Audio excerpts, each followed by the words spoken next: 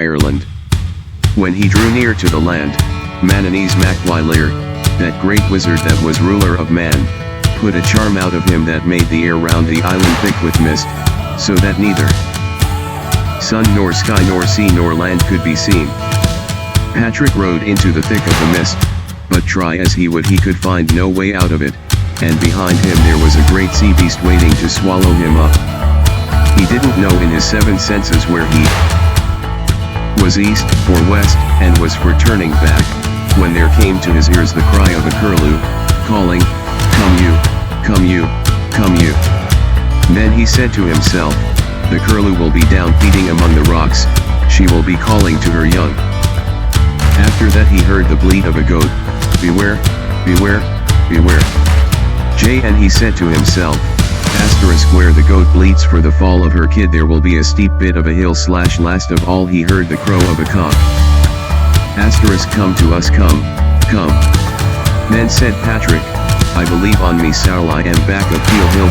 .1 And with that he took one leap onto the little island and put his horse up the sheer rock. Soon he stood, sure enough, at the top of Peel Hill. As he stood there, he cried out, "Me blessing on the curlew. No man after this is to find her nest. Me blessing on the goat, and no man is to see her bring forth her young. Are me blessing on the cock, and he shall crow at dawn ever after at this same hour." He cursed the sea beast and turned him into a solid rock, and there he lies now with his great fin on his back. Where the horse's hoofs struck the top of the hill there sprang a well of pure water, of which man and horse drank, and it is called the Holy Well of St. Patrick to this day. If you go down to the ledges of the rock, which were made by the horse's hoofs as he clambered up, you may see the footprints still.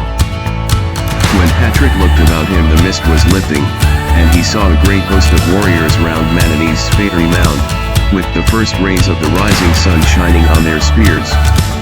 But the saint knew that they were phantoms raised by Manannís' magic power, and he bade them to be gone. And, behold, they and their master, in the shape of three-legged men, whirled round and round like wheels before the swift wind, which could not overtake them, till they came to Spanish Head. There they whirled over the hawks so quickly and lightly that the gulls on the ledges below were not disturbed, then on over the rough, grey Irish Sea till they came to the enchanted island, 15 miles southwest of the Calf. Once there Manannís dropped the isle to the bottom of the sea, and he and his company were seen no more. St. Patrick on his snow-white horse stood still on Peel Hill and blessed the island where he had touched land, and blessed it has been to this day. Then he leapt onto the little island that he saw below him. Ever since it has been called St. Patrick's Isle, and from the rocks on its northern side he watched the fierce storm which Manannís' going had made. Just then a brave ship, with foresail and mainsail gone, was driving straight for the terrible rocks. St. Patrick raised his mailed hand and the tempest was calmed. The good ship righted herself again, and those on board were saved. They looked up with awe and thankfulness at the rider in his shining armor on the snow-white steed, standing bright against the blackness of the rocks.